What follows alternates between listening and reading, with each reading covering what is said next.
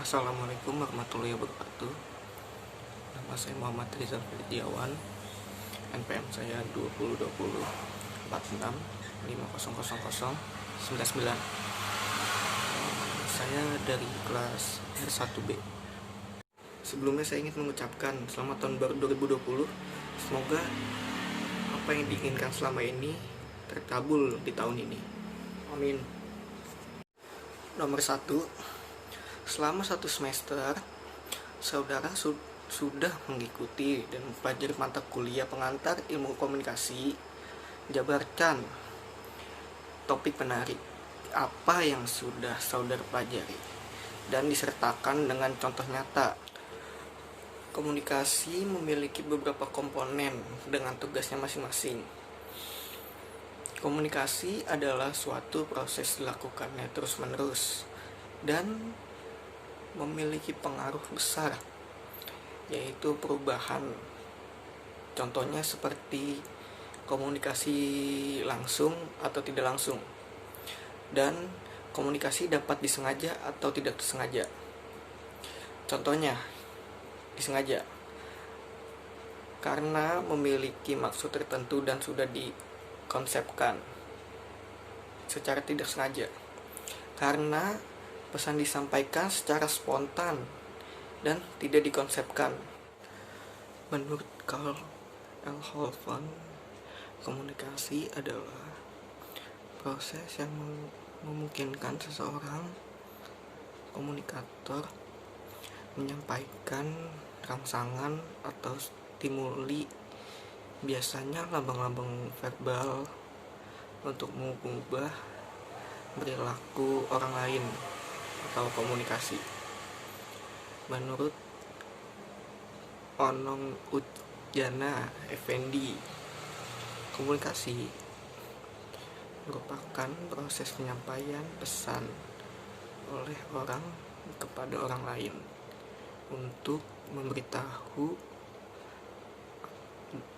mengubah sikap, pendapat, atau perilaku, baik secara lisan atau langsung ataupun tidak langsung, yaitu melalui media. Menurut Dedi Mulyana, mengkategorikan definisi komunikasi dalam 3 konsep, yaitu komunikasi sebagai tindakan satu arah, komunikasi sebagai interaksi, komunikasi sebagai transaksi. Nomor 2, jabarkan secara lengkap unsur-unsur komunikasi berikut. A. Komunikator. B. Komunikan. C. Pesan. D. Media. E. Efek komunikasi. Jawabannya adalah komunikator adalah pihak yang berinisiatif mengawali sebuah pembicaraan. Menurut unsur komunikasi David Caberlo, source, sumber atau pengirim, terdiri dari satu orang atau kelompok,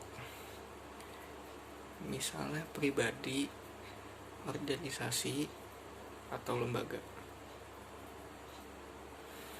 Sumber sering disebut sebagai komunikator, sender, atau encoder. Yang kedua yaitu komunikan. Komunikan adalah penerima yang mengartikan atau menginterpretasikan pesan yang diterima. Yang ketiga yaitu pesan. Pesan itu ide atau gagasan dirubah menjadi pesan agar bisa dimengerti oleh orang lain. Misalnya bentuk pesan, gaya penyampaian, dan nada tergantung pada nada dan selera pengirim. pesan atau yang sering dikenal dengan encoding memiliki dua unsur, yaitu message, pesan atau informasi, sesuatu pengetahuan, hiburan, informasi, nasihat atau propaganda yang disampaikan pengirim kepada penerima pesan. Dapat disampaikan melalui tatap muka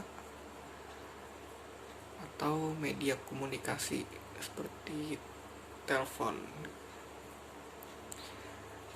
Yang kedua, pesan sering disebut sebagai message, konten atau informasi. Yang keempat, yaitu media. Media yaitu memindahkan pesan kepada penerima melalui berbagai bentuk komunikasi. Misalnya komunikasi verbal, nonverbal, lisan, atau tertulis. Yang kelima yaitu channel. Channel, saluran dan media. Alat atau sarana yang digunakan untuk memindahkan pesan dari pengirim kepada penerima. Yang saluran komunikasi terdiri atas komunikasi lisan, tertulis, dan elektronik. Media dalam komunikasi ada dua. Yang pertama, media komunikasi antar pribadi seperti panca indera, telepon, telegram, email. Kedua, media komunikasi masa depan dibedakan menjadi dua, yaitu media cetak seperti surat kabar, majalah, buku, dan seterusnya. Kedua, media elektronik seperti radio, film, televisi, komputer, video, dan seterusnya. Yang kelima yaitu efek komunikasi. Efek komunikasi adalah alat atau perantara saluran atau sarana yang digunakan untuk menyampaikan pesan kepada khalayak. Secara bahasa, media adalah alat atau sarana komunikasi. Media komunikasi menjadi bagian yang tidak terpisahkan dan berfungsi sebagai jembatan bagi keberhasilan komunikasi. Soal nomor 3 yaitu, apa yang saudara pahami terkait hambatan komunikasi? Lalu, kaitkan hambatan komunikasi dengan kegiatan belajar dan mengajar daring yang sudah saudara lalui dalam semester ini. Jawabannya adalah hambatan atau gangguan, yaitu segala sesuatu yang mengganggu kelancaran komunikasi serta akan menghambat kelancaran pengirim dan penerima pesan. Pada umumnya, hambatan memiliki dua sifat, yaitu hambatan objektif.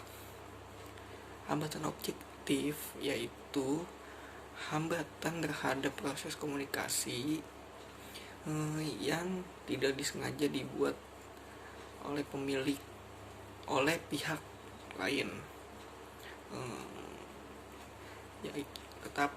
tetapi lebih disebabkan oleh keadaan yang tidak menguntungkan, yaitu contohnya seperti cuaca yang kurang mendukung, berada di tempat keramaian, waktu yang tidak tepat, penggunaan media yang tidak tepat, atau gangguan pada jaringan.